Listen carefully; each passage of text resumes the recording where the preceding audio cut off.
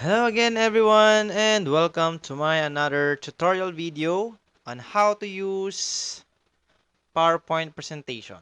So in this video guys, I'll be teaching you on how to use morph transition when it comes to 3D models. So meron tayong mga tinatawag na 3D models. Yan yung mga parang virtual models sila, no? Pero meron silang mga shadows, ganyan, and parang naiikot sila, no? Kagaya ng mga bagay na meron tayo. For example, yung mga yung mga bagay gaya ng speakers, ayan. Pwede mo siyang iikot na ganon gamit ang Microsoft PowerPoint. So may mga tinatawag tayong mga stock 3D models at meron ding mga pwedeng ikaw mismo yung gumawa na customized. But syempre, we'll be focusing dun sa mga available na meron tayo sa Microsoft Office PowerPoint natin. Again, um, I am requiring no or available lang ito no sa Microsoft Office 2019 and sa Office 365. I'm not sure if pwede na sila sa mga previous versions ng Microsoft Office gaya ng 2016, 2013. No, kasi yun yung gamit ko ngayon. Provided to ng company kung saan ako nag-work ngayon. Okay, so let's start. First, insert slides. Ayan, dalawa or higit pa, no? Based yun sa'yo. So ako, I'll be using 3 slides. And then same parang instruction or process gaya nung sa nauna kong video tungkol sa morph.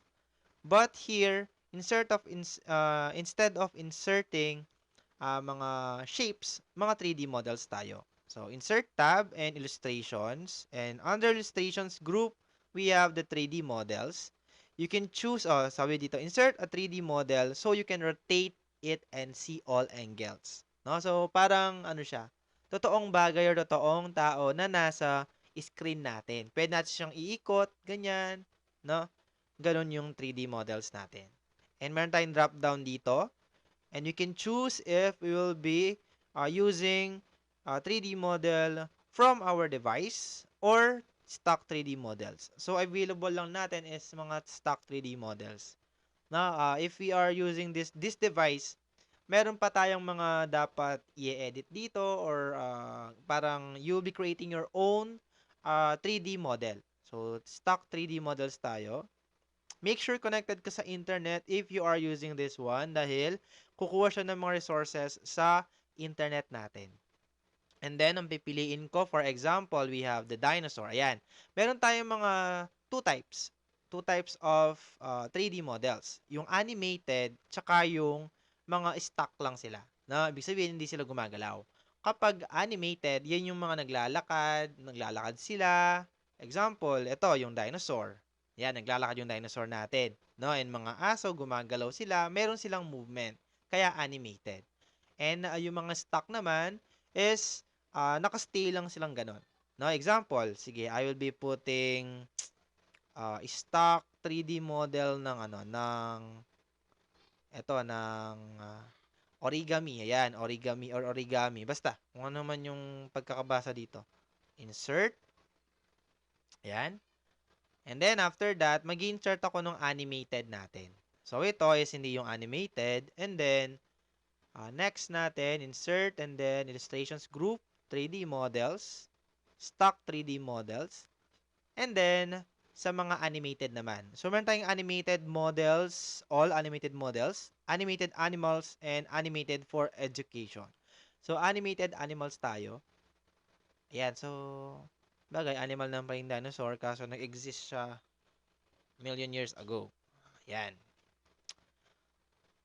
Okay, and medyo matagal siya dahil sabi ko nga merong movement na ginagawa yung mga animated 3D models natin. Yan. So, for example, ito. No? And then, adjust ko yung size niya. Yan. Kapag kilik mo yung 3D model na to, yung merong animation, no? Meron siyang lalabas na parang play button dito para i-preview mo ano yung action na ginagawa niya. For example, click ko to. Yan. So, ganyan yung movement na ginagawa niya. Ngayon, ini-edit natin siya, no? Ina-apply natin siya sa slide na meron tayo. And then, next, meron tayong mga ano dito, Um, Again, if you want to apply the transition morph, make sure to copy and paste yung mga elements na meron tayo sa naunang slide. And paste mo doon sa ating next slide. Okay, and then same instruction, ibahin mo lang yung position nila, no? Maybe you can also change yung mga orientation nila or yung example, yan. Meron tayong parang lalabas dito na spiral siya, tapos meron siyang arrow, no? Parang X and Y axis yan. Ibig sabihin, pwede mong galawin, pwede mong paikutin yung mismong 3D model natin. Ayan. Pwede siya, ayan, pwede mong pagganyan-ganyanin, no? Pero syempre, kapag finry mo yung hand mo, yan, at yan yung position na pinili mo, yan yung lalabas na position niya kapag pinlay natin to. Ayan. And then, itong origami na to, na flower, is resize ko siya. At ikot ko siya ng konti. Ayan. So, ganyan siya. And then, lagay ko lang dito.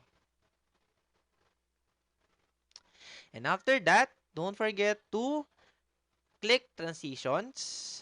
Click the morph transition. Effect options, characters, apply to all. Yan. And then, let's start sa ating third slide na merong yung default position ng ating mga, yung animated natin na dinosaur at saka yung mismong 3D model lang ng origami flower. Okay, let's play this. And, ayan. So, automatic siyang gagalaw, no? Kapag pinlay mo yung ating PowerPoint presentation. And next slide ko,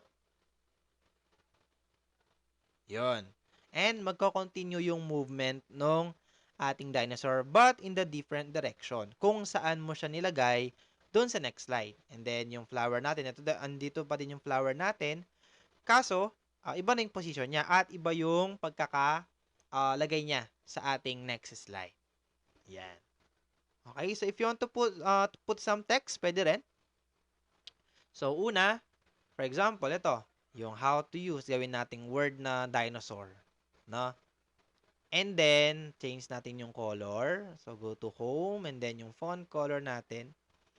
And, dino.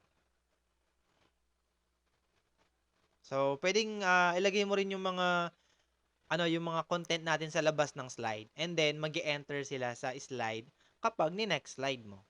So, nasa 3 tayo ngayon, slide 3. Una, nasa labas muna yung word na dino. At, copy ko siya, paste ko dito sa fourth slide, nakalagay siya sa ilalim ng dinosaur. Okay? So, let's start to play again yung ating PowerPoint presentation. Ayan. And then, next slide. Bakit di siya na-apply? Dahil, merong animation na nakalagay sa ating, dun sa kinapi kong text. Now, make sure na walang nakalagay na animation doon sa mga ilalagay mong elements. Mga pictures man yan, mga shapes, mga models, dapat wala silang animation. Iba kasing animation, ayan, sa transition natin. No? Parang magkakaroon ng conflict between the morph tsaka yung animation na nilagay mo doon sa mismong element or object sa loob ng slide. So, alisin ko muna yung kanilang animation. Click ko muna yung word na dino and then animations tab, none. And then, sa fourth slide natin, click ulit to, animation, none. Wait lang, alisin natin to para sure. Ay meron siyang movement, no? Automatic na, automatic na movement siya. Pwede nating ibahin yung movement niya dito sa animations. Click mo yung 3D model na animated and meron tayong mga available na movements niya dito. Iba-iba yung movements niya. Ayun. So, meron tayong scene 2, scene 3. Ayan, yung scene 3 natin. Scene 4.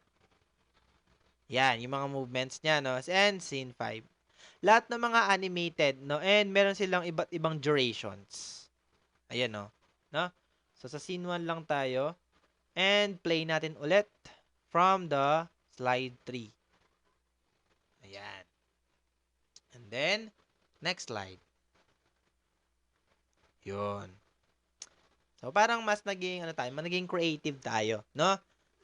And dito, we are using 3D models para mas maging somehow realistic and entertaining yung yung mga slides natin, no? Para hindi sila ganun ka-boring tignan.